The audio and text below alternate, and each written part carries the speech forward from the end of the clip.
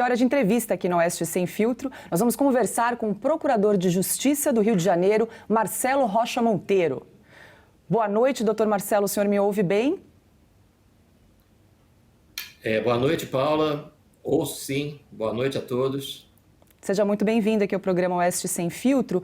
Eu começo perguntando ao senhor o seguinte: na hipótese de cometimento de crime de abuso de autoridade por parte do ministro Alexandre de Moraes na condução do inquérito das fake news, que é considerado ilegal por vários juristas, o ministro, ele poderia ser preso em flagrante? E, em caso positivo, por ordem de quem? Bom, deixa eu fazer primeiro uma rápida análise jurídica, né? Quer dizer, vou responder a tua pergunta do ponto de vista jurídico e depois eu quero fazer uma outra abordagem. Do ponto de vista jurídico, ministros do Supremo Tribunal Federal têm foro especial, foro por prerrogativa de função, né? Que as pessoas às vezes chamam de foro privilegiado. O foro especial é o próprio Supremo, portanto, a competência para julgá-lo, né, para eventualmente decretar uma prisão preventiva, seria do próprio Supremo, né, dos demais ministros do Supremo. Com relação à prisão em flagrante, seria possível numa situação de crime permanente, né? Uma interpretação que tem sido muito utilizada pelo próprio ministro Alexandre de Moraes para ordenar prisões em flagrante quando não existe mais flagrante nenhum, que foi o caso do deputado Daniel Silveira, né? Então, juridicamente, seriam essas as possibilidades. Você mencionou que o inquérito é visto por muitos juristas, o inquérito das fake news, como um inquérito ilegal e inconstitucional. Eu arriscaria dizer que não há jurista que eu conheço que defenda a constitucionalidade desse inquérito, né? Nem os de esquerda. Eles costumam sair pela tangente e dizer isso era necessário para defender a democracia.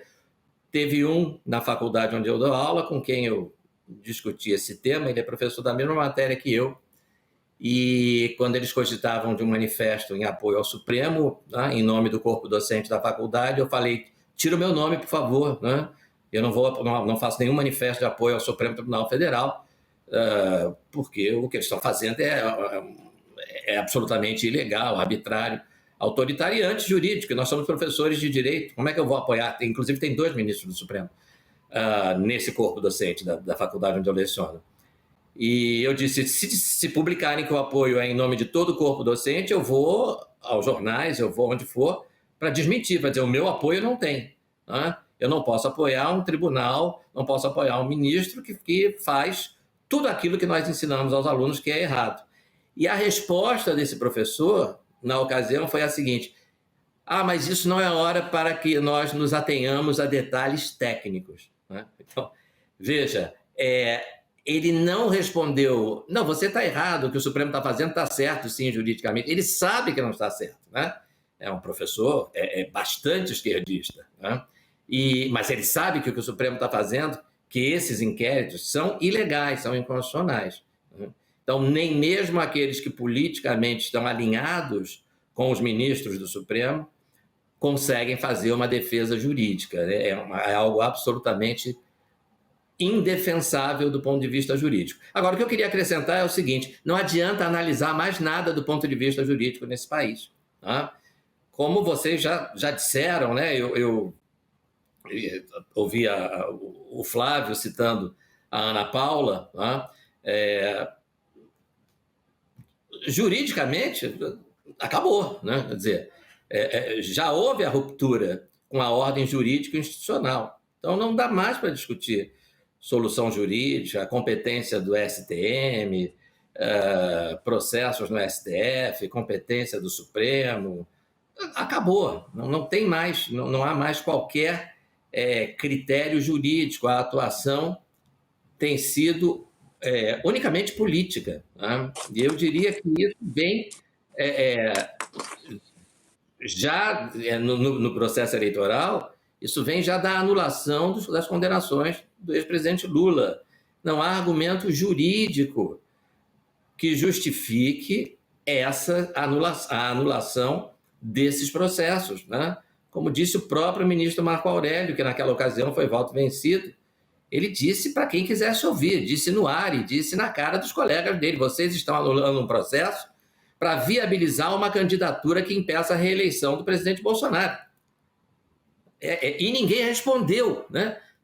Ninguém rebateu isso, que é uma coisa gravíssima. Um ministro do Supremo está dizendo para os colegas: vocês estão anulando um processo que não tem nenhuma nulidade, vocês estão anulando para que o réu possa concorrer a presidente da República, porque vocês querem impedir a reeleição do atual ocupante do cargo. Então, nesse momento, você já tem que esquecer o direito como parâmetro, porque acabou. A discussão tem que ser outra. Estamos conversando ao vivo com o Procurador de Justiça, Marcelo Rocha Monteiro. Agora a pergunta é de Cristina Grêmio. Boa noite, doutor Marcelo, prazer conversar com o senhor. Eu queria voltar a essa questão do pedido de prisão feito por um juiz aposentado ao Supremo Superior Tribunal Militar, né, STM. Já foi aceito, já tem um relator para analisar. O que pode acontecer a partir daí? Eu não sei se o senhor entende alguma coisa de justiça militar, se é muito diferente do judiciário que a gente normalmente conhece, mas o que pode acontecer a partir daí? A Justiça Militar tem um código penal próprio, que é o Código Penal Militar, tem um Código de Processo Penal próprio também, o Código de Processo Penal Militar, e é uma justiça competente para o processo e julgamento dos crimes militares, né? É uma justiça que tem até uma característica interessante, que ela não tem, ela só tem jurisdição penal, ela só julga a matéria penal, né? Ela julga questão criminal. O que me parece o problema maior, e aí, de novo, é uma análise do ponto de vista jurídico, né? Que a gente faz por amor ao direito, né? Para que as pessoas tenham, assim, o direito virou uma vaga referência, né? Então, por amor a essa, hoje, mera referência, né? Que é a lei, né? A competência para processo e julgamento de ministros do Supremo é do próprio Supremo, né? A princípio não é do Superior Tribunal Militar, né? Então, o ministro ele tem o foro especial, o foro por prerrogativa de função. A única hipótese de ele responder a um processo perante outro órgão que não o próprio Supremo é o processo por crime de responsabilidade, processo de impeachment, que nesse caso é da competência, como todos aqui a essa altura já sabem, né, do Senado. Então, não sei, aí eu não conheço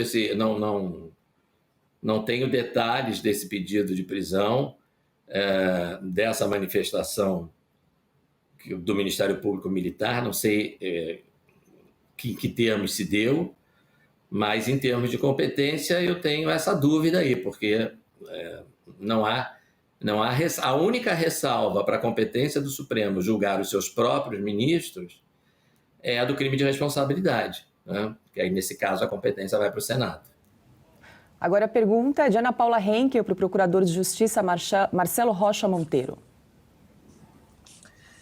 Muito boa noite, doutor Marcelo. Um prazer conversar com o senhor novamente.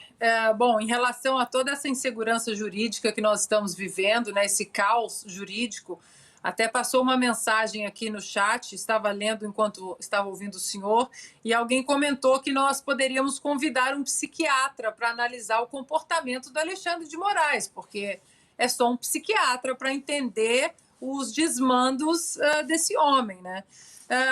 Doutor, eu queria trazer um pouco a quebra do silêncio do presidente Bolsonaro hoje, né? Hoje, pela primeira vez, ele falou diante do seu eleitorado, as pessoas que anseiam por alguma medida que restabeleça a ordem jurídica no Brasil, o respeito à Constituição.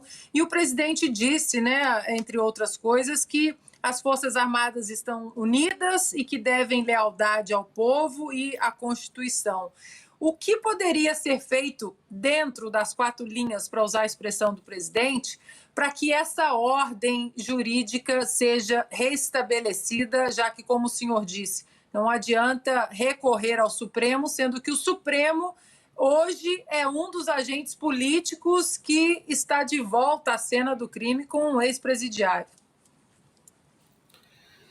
O Supremo hoje, certamente, para parafrasear o ex-presidente Ronald Reagan, né, que uma vez, se não me falha a memória, disse que o Estado não é parte da solução, o Estado é parte do problema. Então, hoje eu diria que o Supremo não é parte da solução. O Supremo é uma parte importante, né, talvez decisiva, do problema. Né? Eu até já mencionei a questão da anulação dos processos do ex-presidente Lula, que, segundo o ministro do próprio Supremo, né, teria sido uma decisão tomada com a finalidade de viabilizar a candidatura do ex-presidente, e não porque efetivamente houvesse qualquer vício processual, qualquer defeito, qualquer problema de incompetência da Vara de Curitiba, que era perfeitamente competente. Né? Perfeitamente competente, porque quando um crime é praticado, quando uma organização criminosa, né, pratica delitos em diversos locais, né, é competente, aí para simplificar aí a explicação, para não ficar muito técnica, não ficar muito aborrecida, você tem uma organização criminosa gigantesca, né, que opera com fraudes em estatais. A sede da estatal mais importante nesse esquema fica no Rio de Janeiro. As construtoras, as empreiteiras envolvidas ficam umas em Salvador, outra em Brasília, outra em São Paulo, outra não sei mais aonde. O doleiro fica na região de Curitiba, né? Quer dizer, em Londrina, mas para a Justiça Federal é a região de Curitiba. Então, a lei diz, o primeiro juiz que tomar uma providência com relação aos crimes praticados por essa organização criminosa em todo o Brasil, ou em diversos locais do Brasil, né, esse juiz é competente para todos os crimes. Porque existe uma conexão. Vários crimes praticados por uma organização criminosa, embora em diferentes locais e em diferentes momentos. É exatamente o que está no artigo 76, inciso 1º. A lei quer um processo só, mas qual vai ser o juiz competente para esse processo único? Né?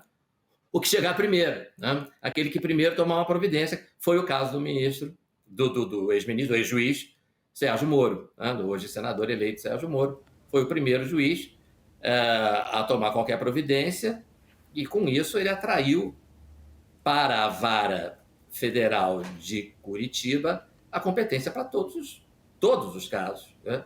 Todos os envolvidos nessa quadrilha, nessa organização criminosa, inclusive o ex-presidente Lula. Né? Então, agora... diga. Não, pode concluir, procurador. Não, mas é isso, quer dizer, o Supremo hoje é parte do problema. Então, não adianta recorrer ao Supremo, não adianta, esse caminho não existe. Dentro das 4 linhas da Constituição, aí depende da sua interpretação. Né? Para quem defende a interpretação do artigo 142, que é adotada, por exemplo, pelo ministro Ives Gandra, tá? Aí você teria uma atuação das Forças Armadas convocadas por um dos poderes para restabelecer a lei e ordem. Né? É um artigo redigido em termos muito vagos, né? Bastante genéricos, não tem uma regulamentação mais detalhada, mas é o que resta. Agora a pergunta de Guilherme Fiuza. Boa noite, doutor Marcelo Rocha Monteiro. O senhor descreve um quadro gravíssimo, né, com o qual acho que todos os brasileiros, talvez sem a possibilidade de formular tão claramente quanto o senhor, mas todos já entenderam.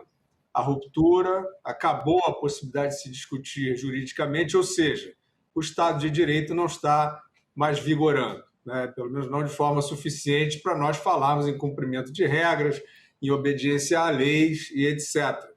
Isso foi rasgado, isso foi rompido na mais alta corte judiciária. Olhando o processo histórico, né, doutor Marcelo Rocha Monteiro, o processo histórico, tendo em vista outras situações, outras conjunturas ao redor do mundo, ao longo do tempo, em que isso aconteceu. Quer dizer, que houve na verdade, a instituição do Vale Tudo. né? Se o Estado de Direito não vale mais, ou pelo menos não governa, nós estamos num vale tudo, meio escamoteado aí por uma aparência de democracia que o Pacto dos Cínicos ajuda a manter e a sancionar. Olhando o processo histórico, né, numa situação, o senhor acaba de falar sobre uma possível saída legal, né? Agora, olhando culturalmente esse processo, e o senhor sendo um estudioso de vários desses regimes que acabaram desandando para fora da democracia, o que pode acontecer, na sua forma de ver, com uma sociedade que percebe e reconhece que ela já não tem mais a proteção do Estado de Direito, que é o que parece estar acontecendo, né, em termos de tomada de consciência hoje no Brasil? É um quadro muito grave, né? E acho que inspira uma preocupação muito grande. Talvez, né, eu posso estar enganado, mas eu particularmente, eu tenho mais receio desse tipo de situação do que de uma ditadura escancarada que é implantada, né? Enfim, né? De uma hora para outra, alguma coisa como a Revolução de 17, né? Na Rússia, a implantação rápida, né? De um regime totalitário, de partido único, né? Na verdade, quando esse processo não que os resultados lá não tenham sido terríveis, né? Mas quando esse processo é mais escamoteado, é mais gradual, né? O governante chega ao poder, né? De forma aparentemente legítima, né? Pelo voto popular, né? Como Hitler chegou em 1933 na Alemanha, né? Hitler chegou ao poder de forma aparentemente legítima e aí gradualmente, né? Não demorou muito, mas foi gradualmente, ele transformou a Alemanha num Estado totalitário, ele tratou de colocar toda a oposição na ilegalidade, né? Virou todo mundo inimigo do Estado e todo mundo foi preso, ou teve que fugir, ou foi morto, né? E foi assim, né, que se implantou um dos regimes mais tenebrosos do mundo. Aqui mesmo, na América Latina, né, nós temos os dois exemplos, né? Quer dizer, Cuba, a ditadura chegou, né, de uma hora para outra, né, em 59, com Fidel, com os comunistas, implantando também o regime de partido único. Mas na Venezuela, né, o chavismo chegou ao poder com áreas de legitimidade, né? Chegou ao poder através do voto e foi modificando o quadro institucional, foi usando o poder judiciário e o Ministério Público, no caso da Venezuela, também o Ministério Público foi usado, né, juntamente com o Judiciário, como instrumento de perseguição daqueles não alinhados com o regime, né? E aí veio a censura, e aí veio o esvaziamento dos poderes do Congresso, né? Lá tem uma situação interessante, que é a Corte Suprema alinhada com o presidente da República, esvaziando os poderes de um Congresso Nacional que tinha maioria de oposição. Então, é o receio que eu tenho, né? De que pouco a pouco, né, a gente vá se transformando, com perdão do lugar comum, numa Venezuela. Né? Esse é o meu receio. Nós conversamos ao vivo com o Procurador de Justiça do Rio de Janeiro, Marcelo Rocha Monteiro. Muito obrigada pela sua participação. Uma boa noite, até uma próxima. Muito obrigado, boa noite a todos. Foi um prazer.